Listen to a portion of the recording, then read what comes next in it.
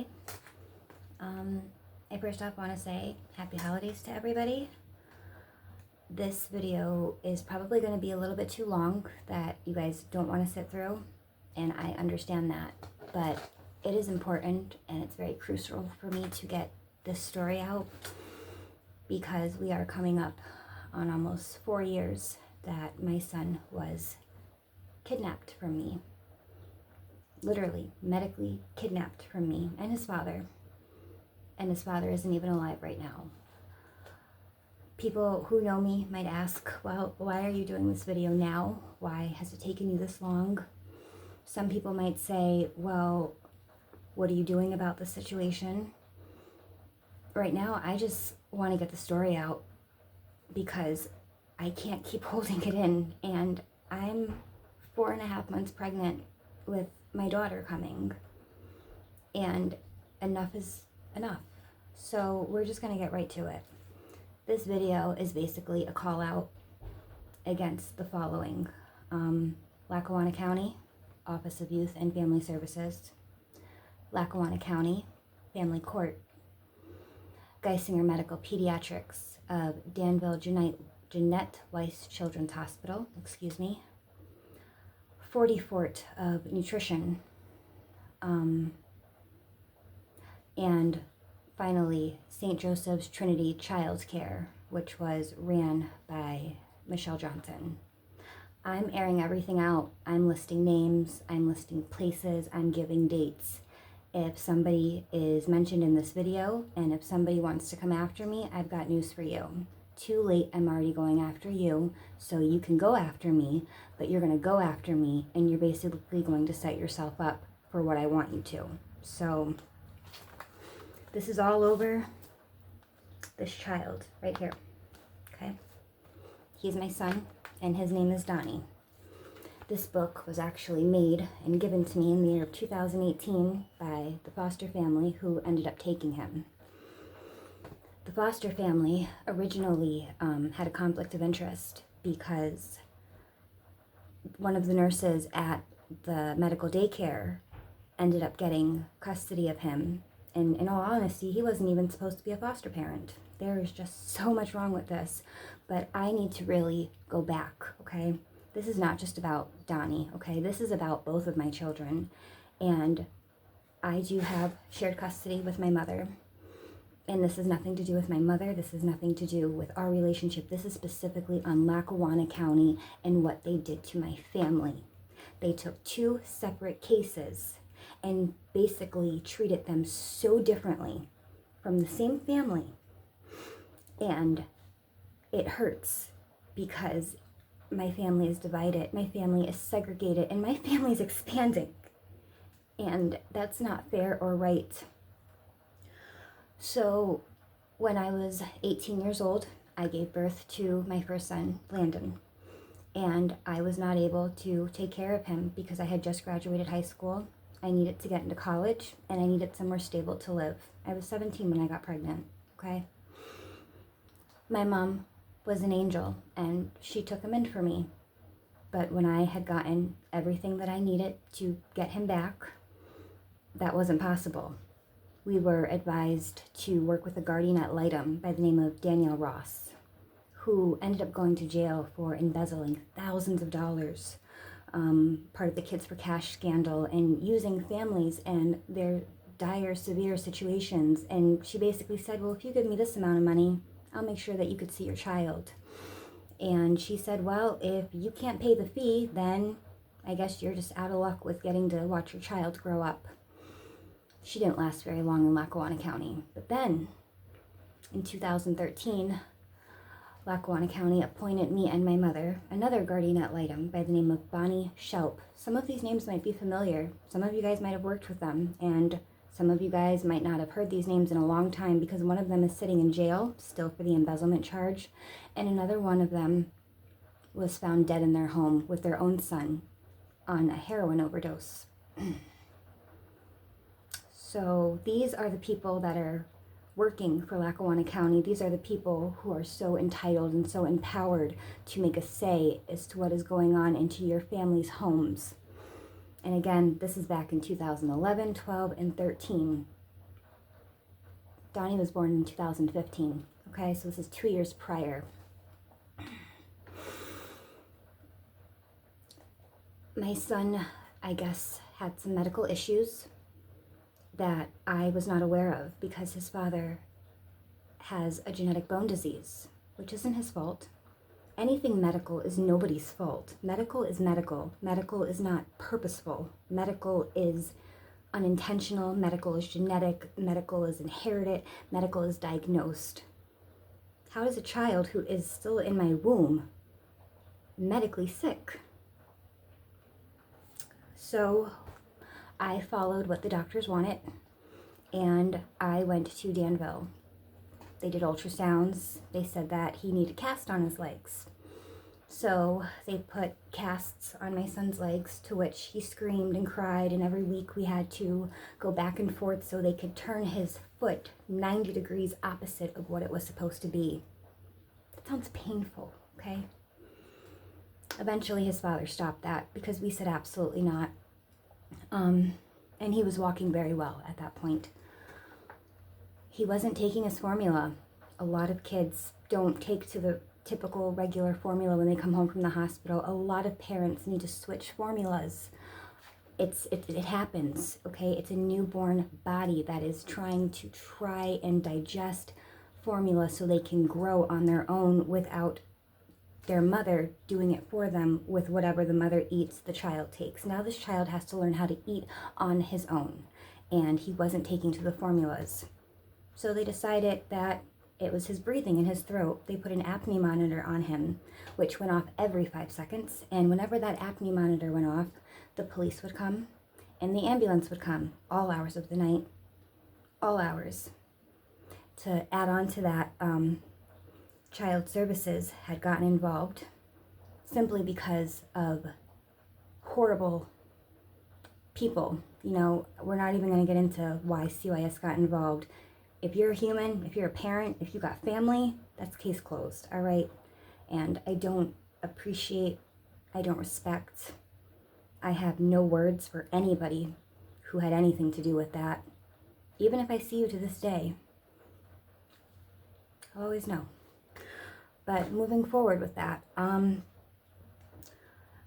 Child Services had gotten involved because of my son being underweight because he wasn't taking to the formula. So a feeding tube was implanted inside of Donnie's upper nose, down to his esophagus and into his stomach. This feeding tube was like a spaghetti string tube. It was yellow. And Donnie would pull it out, and pull it out. And no doctors here in Scranton would take care of him. They insisted we went to Danville. Insisted. So we had to drive there every single other day because that feeding tube was how he was eating, hooked up to an IV bag as his stroller and his high chair, not even a year old, and he has an IV bag dripping as he is trying to take his first steps and say mama and dada. That's depressing. And you sit and wonder as a mom, well, how did we get here? How did this even get to this point? My mind's blown because he really never needed any of this to begin with. But we're going to keep going with what they did to continuously torture him. And I'm not just talking for my health here. All right, I'm going to break this very down, very quickly, very professionally. I got every medical document, every legal document, any and every portion that could prove that my son was used as some sort of scientific experiment. He was used as some sort of malpractice, and he was definitely used as a prime element to make sure that I never got to be a mom again.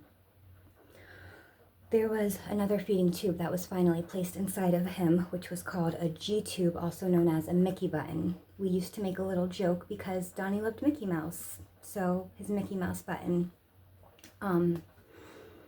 That was actually implanted in him on Mother's Day weekend on the year of 2017. And in August of 2017, because Mother's Day is in May of 2017, his father and I had received paperwork from CYS that we had to go to court. We didn't know why. And the caseworker said, Her name is Amy Halkowski, by the way. You might have known her name because she was also on the news just last summer with Sadie O'Day, the supervisor, for multiple child endangerment charges. People, this is so important for me to finally get out. And this is going to be so hard for me to really put together the full story. So if I stutter a little bit, if I stumble a little bit, please forgive me, because this is my life. This is my family's life. This isn't scripted. This isn't one of my books. This isn't a TikTok scene skit. This isn't for entertainment. This is serious. And when we went to court in August of 2017, we had learned that Donny was going to be declared dependent by Honorable Judge Jarbola in the Lackawanna County Family Court System. His father and I had no idea what that meant, but it was explained to us that it basically just meant that child services would be there to help us along the way, to make sure that we had everything that we need successfully to raise Donny. No. When you go to court and when your child is declared dependent, that means that they are preparing a case to take away your parental rights. When your child is declared dependent, that means that child services has access to every single thing, every medical record, every therapy record, every school record, anything with his name on it, or we'll just say her name, because we'll just say any child in general. But I'm speaking about my kid right now. I watch enough videos on YouTube. I hear about all your guys' kids' stories. I watch all your families grow up. This is my time to tell you guys what happened to my family now. So I'm just going to keep it real. We're going to talk about Donny and Landon, and that's that. Nobody else. No more hypothetical. So learning that he was declared dependent in 2017 of August, after he already had the feeding tube planted inside of him from Mother's Day of 2017, now we're going to go into January of 2018. Donny had gotten RSV at the medical daycare, and his father and I were going back and forth. What couple doesn't, okay? We were stressed. We were going through so much, and we were in the middle of a separation, of not being married, but just being together for a very long time. So while him and I were in court ourselves trying to figure out a good visitation schedule, we also had to go back and forth to court with CYS. So we had to fight, me and him had to fight each other, okay? Fight each other, and then we had to come together to fight them. That's twisted. I ended up getting a majority of the custody in January, I'll admit it, just for a week later to go into Danville, where he was admitted, and Donny did not come home with me that time. That was the first time we had been there for 7 days, and Child Services has said we have an emergency court order to remove him from your custody after I was just given full custody by another judge in the family court system of Honorable Judge Trish Corbett. That was devastating for me. That was absolutely devastating. So to make it worse, I asked, well, where's my child going? Is he going with a family member? Like, will I be able to see him? He's going with the director of the medical daycare of St. Joseph's Trinity Child Care, Michelle Johnson, which was the exact medical daycare that I found, that I seeked out, and that I made sure he got into. I wanted the best care for Donny. I wasn't leaving him home all the time. I was still in school. I was still in college online trying to get my associates and my bachelor's, okay? I also needed to get a job, so I started working at, I started working in the medical field of Angel Manor, basically. But long story short, I was doing what I needed to do, and I wanted to make sure that my son was in the best place possible. Had I known that the actual director of that facility was going to be taking kinship of my child, I would have never enrolled him. I would have never, ever put him in that facility. We did try pediatria, but given that I wasn't fully working at that moment in time, yes, he was denied under admission. So in the end of January, beginning of February of 2018, they had taken emergency custody. They gave him to the director of the St. Joseph's Trinity Child Care, only to learn that he was going to be moved again to another nurse who worked in the daycare, and he was in the process of becoming a foster parent. So he wasn't even legally or certificately able to care for my child as a foster parent, but that was why the arrangement was made that the director would sign all the paperwork and, make it look all pretty and presentable. But in reality, he was living in a whole other house, which was another nurse with another family who I didn't even know. I'd never met them. I didn't know who they were. And it broke my heart. I did get him back though. So we're going to go from February. So February, March again. That's Landon's birthday. He was born in March. Lost Donnie the month before. March, April, May, June. Okay.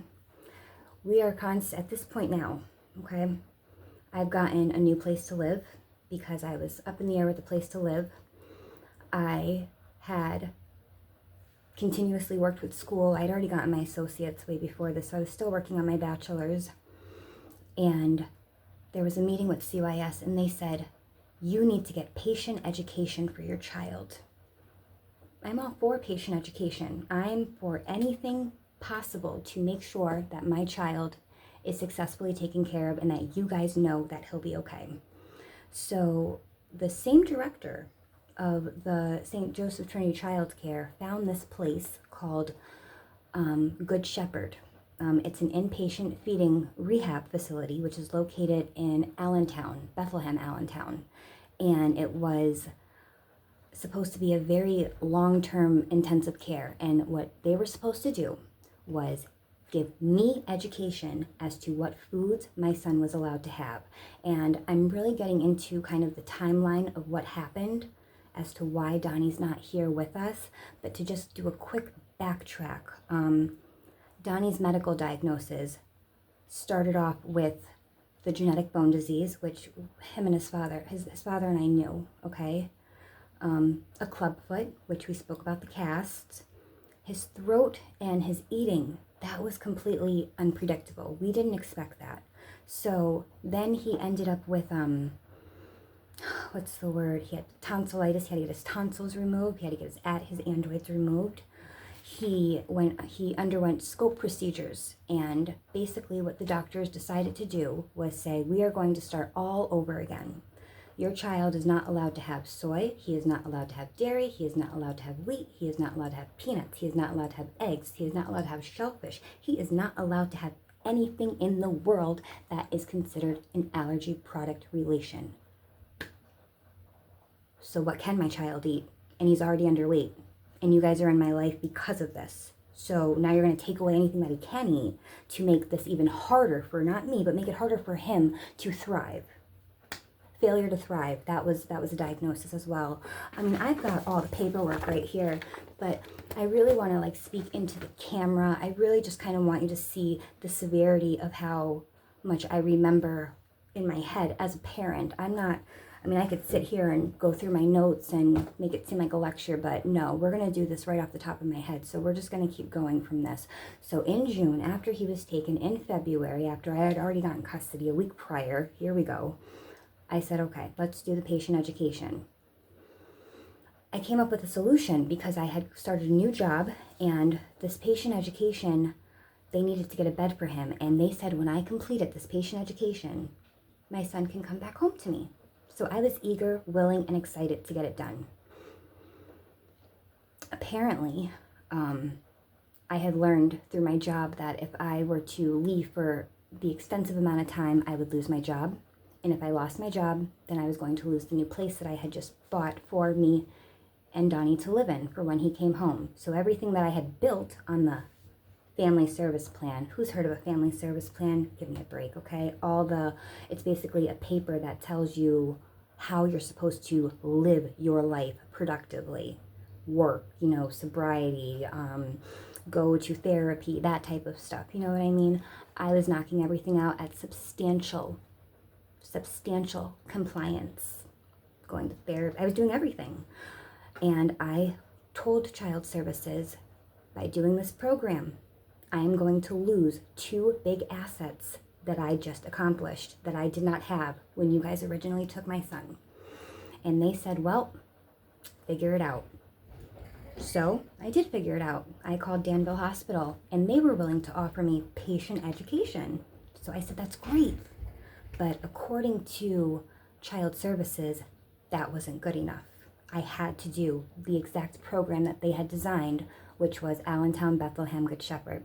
Let's just fast forward because there's so much to this, and it's insanity. I still took the patient education in Danville, though. Even though they said it wouldn't matter, I took it because it did matter. It was still education for Donny, for him to thrive, and for me to have that education on hand when he came home. I took as much education as possible. We end up going to Allentown Good Shepherd about a month after I got married, okay? So we're talking October at this point. So from February to October, I don't have my son. I still see him every single week, though. Didn't miss a visit, stayed on cue. I was so happy to be reunited with him in that hospital that I didn't realize how horrible we had been played. It had came to the end of his program, or the middle of his program, where they had to do an evaluation. We were told that we would be out there for approximately 4 weeks. Now, only one person can go. There's 2 parents, and I just got married. I was the only one that went. His father did not attend. So therefore, now that's one parent that is not able to receive the patient education. So that just completely screwed his father. But at that point, I'm going to be honest, I did what I had to do, and I took that education, and I took that slot. So while we're in this hospital, I'm basically learning that Child Services told the hospital, pending on how I do with him, based on their notes, would determine if he got to go back with me. It didn't matter what I learned in that program. It didn't matter if I completed that program. They wanted notes from a whole third-party hospital. I had also learned while I was in Allentown Good Shepherd that that program did not offer patient education. When we got to that hospital, Donny was supposed to be completely eating everything orally by mouth. They wanted him not eating anything from the feeding tube. They wanted him to eat everything orally by mouth, which is a very good thing. It was the best thing that could have happened, but that was not the agreement.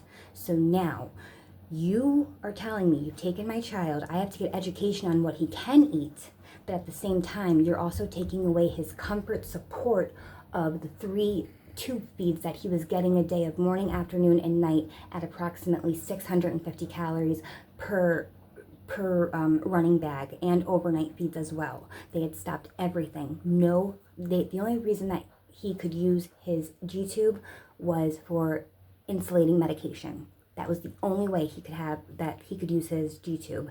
So then I'm thinking to myself, well, if that's the case, take it out. Well, you see, Danville, the actual hospital that we work with, said he has to successfully not use his G-tube for 6 months. No medicine, no feeds, no nothing. So I thought, okay, so now we're just gonna start all over. There was a meeting, and Donny had done so well. My boy did so good that they were going to give him early discharge. And Child Services lost their minds because they didn't know what to do.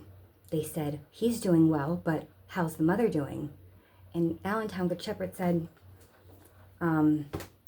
we don't monitor the parents, unless something horrible happens, report whatever, but we're not her babysitter. Donny the child is our priority.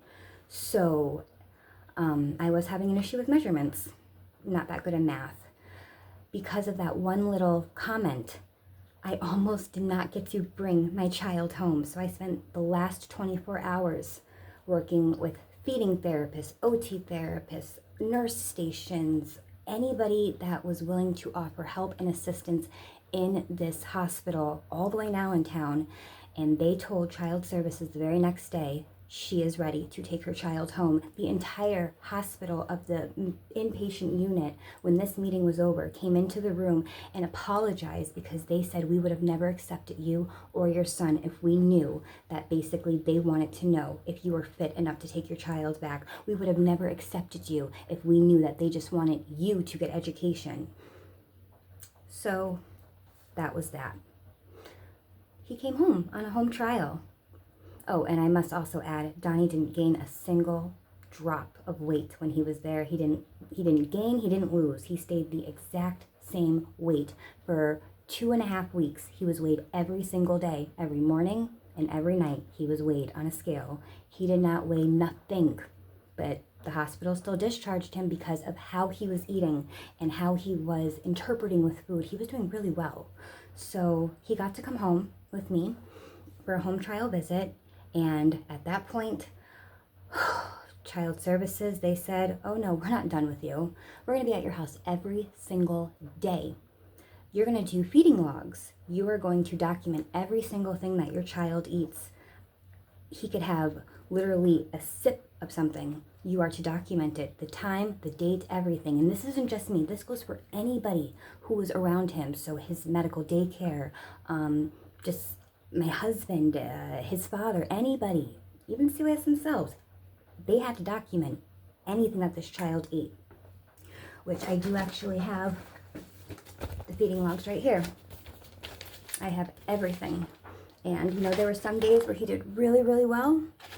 But then, there were just some days where he just really wasn't feeling it.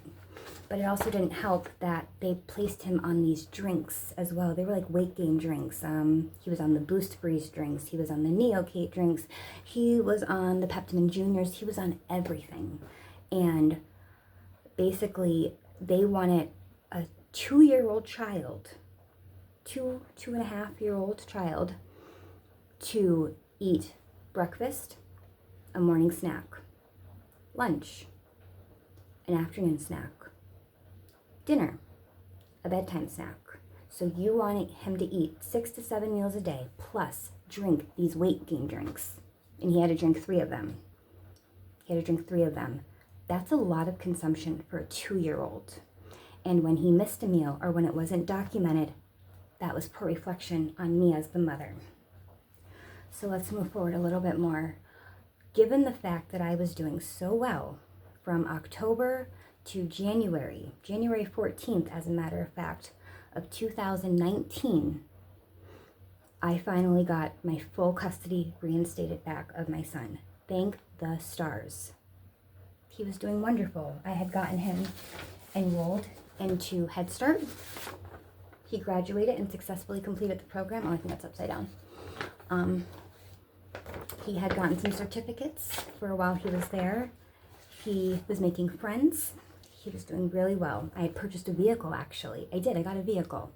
And yes, I had a driver's permit, but at the very same time, it was reliable transportation to where I didn't have to revolve around Child Services. There were times where Child Services didn't have transporters and I had to cancel appointments, and then it's reflected in notes. And then when we're going to court for, review hearings, they're saying, well, X amount of appointments were missed from this family. Well, yeah, because you guys are supposed to be transporting, and when you guys didn't have enough staff to do that, I then had to reschedule because I didn't have a way to get there. So I then went and bought myself a car from a mutual friend, and because I didn't have a driver's license valid, I was not allowed to transport my child in that car for safety reasons. I understand, but at the same time, give me a break here. Give me a break. So now we're in 2019, and me and his father at this point in time are really talking about how things are going to go with me letting him see his child. I would never stop him from seeing his child, never. But he did it the right way. He took me to court because he wanted to make sure that he had his rights as well. We still had our rights fully intact. I just want to clarify that. They were doing scope procedures left and right. So he would test on maybe, on some peanuts, like peanut butter, anything that had nuts in it.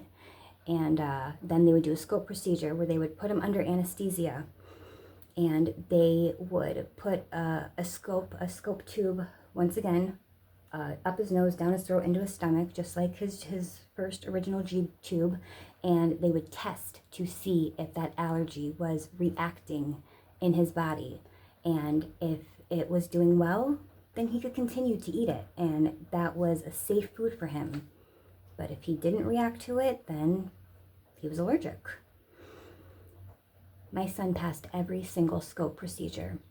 There was not a single allergy that he was not allowed to have. There was not a single food group that he was banned or disbarred from, down to dairy. And you know what? The more foods he was able to eat, the more chances he was able to increase with weight gain. On top of working full-time, on top of having him back full-time, on top of still going to school full-time, trying to still get my bachelor's, to which I did graduate that in 2020 with COVID. Child Services had also said, you need to make sure that not only does he go to all of his regular doctor's appointments, but he needs to go to Geisinger Mount Pleasant. And he needs to be weighed every single week. He just needed to be weighed. He just had to go there and step on a scale and documentally be weighed. The caseworker had literally bought a scale for our home, and she would come out and weigh him. He would go to the medical daycare, he would be weighed. Any doctor's appointments, he would be weighed. This child was weighed every single day, and sometimes multiple times a day, for a 2 or 3-year-old. And when it came down for the court hearings, they would take one number from yesterday morning, and then they would take another number from tomorrow morning, and they would say, well, he literally lost 1 point from yesterday, so therefore he is not thriving, he's failing. The word is fluctuation, okay? This is where we are right now. English major, here we go, I got the words. Fluctuation. The word is called active energy and child alert. He plays, he burns off the calories that he was consuming. So what am I supposed to do? Strap him to a high chair all day long, just force food in his mouth, not let him play, not let him be a child, because God forbid he lost a milligram of a centimeter of an ounce? Absolutely not. Things were getting to be very stressful. So I had realized that Child Services had done something very, very sneaky and vindictive about not even 2.5 months of me still having my full custody from January. They weren't really too happy that Donny was not just gaining this massive amount of weight. I don't know if they wanted him to gain a pound a day, but they just weren't really impressed with the numbers. So they called Allentown Bethlehem Good Shepherd all over again, and they told the doctors that this child wasn't gaining, that he wasn't thriving, and that he wasn't doing well.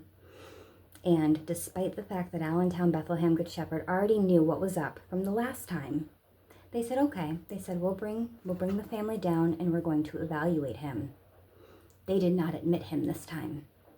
They did not admit him because they knew that he was perfectly fine and that he was eating at a regular speed as a child should, and even for a delayed, considering he had a feeding tube for the first 1.5 years of his life, and he had just learned to start eating orally not even a year ago, from October of 2018. So now, this is where the vindictive part comes in. The medical daycare where I had originally sent him, me and the director did not get along, because you have to understand, my child slept in her house, okay? My child literally was considered, I don't know, not favored, but I guess watched more closely because of the circumstantial predicament that Child Services had placed my son to be in this woman's care. So they would nitpick any and every little thing. I noticed that they were not feeding him his Neocates that he was supposed to be drinking and giving him a lot of water. Water is empty calories. What is water? Don't give my child water. So I complained about it. And by doing that, the director decided to call she called his nutritionist. I'm so sorry. She called his nutritionist, and we had to go see his nutritionist.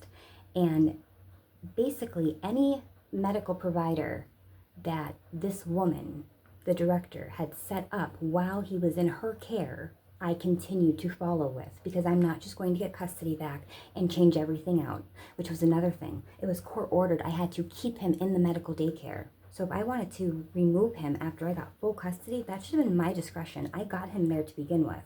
But no, I was legally court ordered. I had to keep him in that daycare every single day. I stopped bringing him because of the water, because of the weight logs. I stopped bringing him because of the constant nitpick. And truthfully, I stopped bringing him because I noticed that child services and this daycare were in massive cahoots with one another. So they decided to call Harrisburg Bureau of the Child Abuse Hotline and insinuate that I was starving, neglecting, and not feeding my child. After there's doctor's reports of him doing well, after there is court orders of judges who only see us for maybe a half hour, 20 minutes tops, and think I am fit enough to be a parent to my child. But these caseworkers and these medical directors and these people who were in our life every single day couldn't understand, or they couldn't see how hard we were trying, but yet complete strangers who had files like this knew what was going on. So in short, this is where it kind of gets a little bit tricky. I lost Donny again. After getting him back in January, they took my custody away again in June. And this time, they didn't put him into a foster care system. They didn't bring him back with the medical daycare. They placed him with his father. And honestly, that was a setup for failure, because keep in mind, from the beginning, his father couldn't get that patient education. He couldn't go to all of those doctor's appointments. He couldn't do everything that I was able and willing to do. And I won't get into everything with his father, because honestly, his dad isn't even alive right now. This whole circumstance, no, I'm not crying. I'm mind blown. This whole circumstance killed him. It killed him. And like, it killed him. So, in short though, his father was set up for failure. Yes, he was excited to finally get the full custody of his child. He was on a home trial visit. I was once again labeled the bad parent, doing anything and everything possible, everything. And child services had helped him with food, clothes vouchers. They got him a place to live. They paid his rent. They gave him bus passes. They did everything they could. And part of me was okay with that, because I knew that they had done him wrong with the patient education. But at the very same time, I had to get everything by myself. And they just gave everything to him on a silver platter. I don't know if maybe our son was stressed. I don't know what happened. But he developed a very tiny ulcer, which was found in the scope procedure. And when that had happened, there was a lot going on. He was on a lot of different medications. He was on a lot of different drinks. He was on these crazy diets, so many things. He was going into daycares, doctors. My son didn't know what his day would be like when he woke up. He had no specific routine other than the fact that CYS would be at the door some point that day. That was the only routine that my child had. And also, when they had taken him from my house when I was at work, which they knew I was specifically at work, they waited while I was at work specifically to do this, because they knew how wrong that they were. And they gave him back to his father. And 2 days later, we went to court. They did the same thing. We're going to put him on a home trial visit. I was livid. I'm not going to lie to you. I was pissed. For what? Because they took him because I'm underneath investigation for the Bureau of Harrisburg, and I was going to be on a registry where I couldn't be allowed around children for the rest of my life, given these charges of how severe that they were. I had to appeal it. I had to go to court in December, which means I had to wait months to do this. I had no lawyer. I represented myself. I wrote letters. I did everything, and I won. I had everything dropped, expunged, and beaten. Everything. Sorry, this is just so much. And if you're still watching, thank you, because this is so important. I am going to take this video actually, and when I post it, I'm going to save it, and this is going with my civil suit, because I got a lot of charges that I'm going after them for, at least 7 or 8 of them. But let's just finish the timeline so we can wrap this up. When the baby developed the ulcer, basically child services said, you know what, this isn't working with father either. So we're going to remove him again. Do you know what false imprisonment is? Do you know what child endangerment is? You wonder why my 3-year-old now, almost 3 years old, why my 3-year-old has, or I'm sorry, he was 3.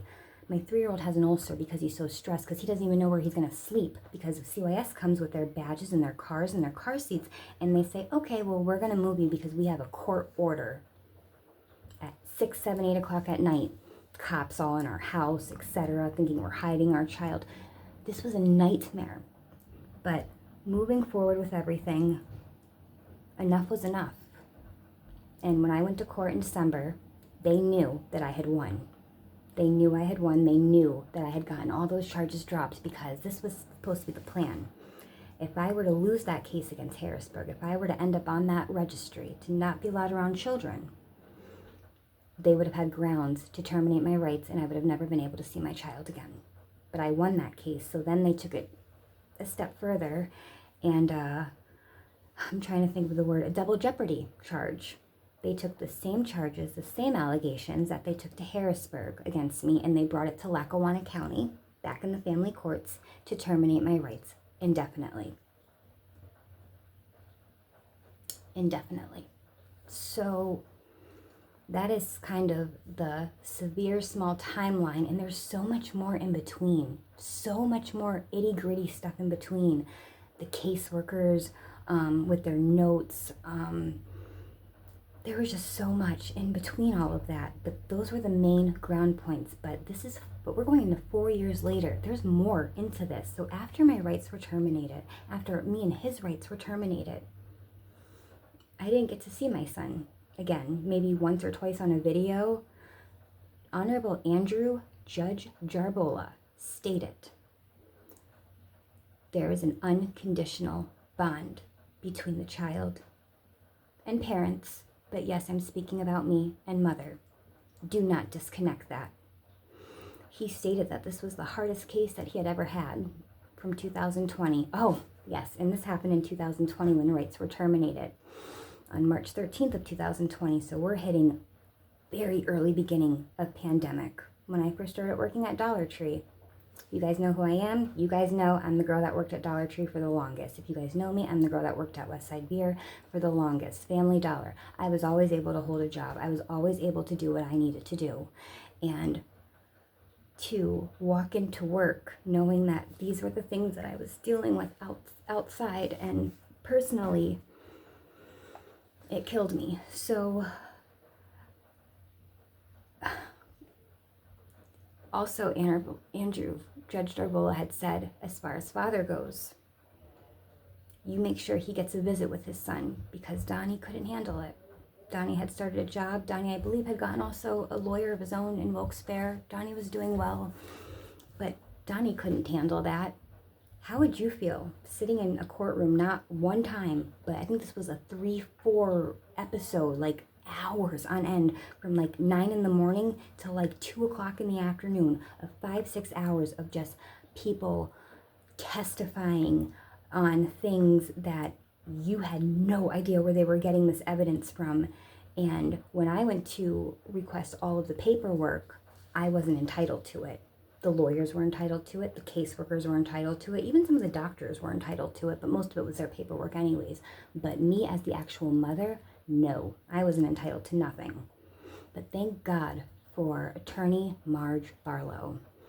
I had attorney George Gretz, and honestly, he was an okay lawyer, but I'm definitely going after him too. Yes, I am. Conflict of interest, misrepresentation. I'm going after everybody for this. And that's why it's taken me so long, because on top of depression, on top of still trying to live life, on top of still functioning, I had to put together an entire civil suit case by myself. I don't trust anybody anymore. So I'm not going to have someone who is in a suit, who's going to do a half-assed job, skim through a couple of papers and say, okay, well, I think we have a case. No, I'm reading every word. No, I'm highlighting every single thing to make the point and proof of everything that needed to be shown. And I am trying to actually get a lot of this. You know, this is everything from Good Shepherds. Do you see the notes? Do you see the highlighting? Do you see the excuse me, the labeling. Do you see the organization of the paper clips? This took me 2 years to do. 2 years to do. And that doesn't even include the transcripts. But like I said, I thank Attorney Marge Barlow, because she called me one day and she said, you know what? I think that this was really wrong what happened to you. And I am leaving. I'm leaving practice, but I have all of your son's files, court transcripts, like word for word transcripts, all this paperwork. This is where I got it. She says, I'm going to leave it in the hallway at this time. She says, if you get it, great. If you don't, it'll be in the trash tomorrow by the janitor's clean-out closet. My husband ran downtown to that office, and he called me when I was at work, and he said, because I can't even walk back with this. This is so much paperwork. He had to take a bus back. And I just sat there baffled at how much paperwork it was. But I knew that in those papers, Justice CYS had spent years preparing from 2017, claiming our son to be dependent, to 2020, to terminating our rights. It took them 3 years to build a case. It took me 2 years to build my case against all of you. And an extra year just to kind of regroup. So where I stand right now is that last year was 2023. And it's all over the news. 5 CYS workers arrested. One of them was my ongoing caseworker. One of them was her supervisor. Another one, off record, was actually my previous DM from the job that I had just started and worked my way all the way up to second in command retail.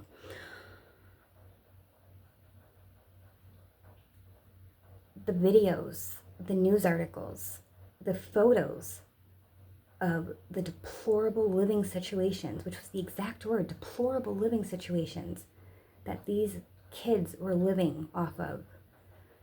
Animal feces, clothes, bugs. Mother had died. I'm airing it out. I'm airing it out. The Kapaus murder with the children on CYS. That's what did this. That is what opened all of this. And when I saw these photos and I read everything, they were going to jail because they let these kids stay in this living environment. But you took mine? You took mine? But you let these kids live in this environment? They went to jail, and of course their lawyers got them out the very next day. They were granted immunity just because of their job. No, they shouldn't have gotten immunity. They're a human being, and they had eyes, and they had a brain, and they had an opinion, and they said that that was okay for a child to live in, but they took mine. I didn't agree with that whatsoever, but I followed that case very heavily. It is my understanding that while they might not be specifically in the field of working, they had no punishment consequence to them. What, a couple of bad reviews? What, a couple of slandered comments? What was their physical punishment besides ending up on the news for this? How many families did you take away?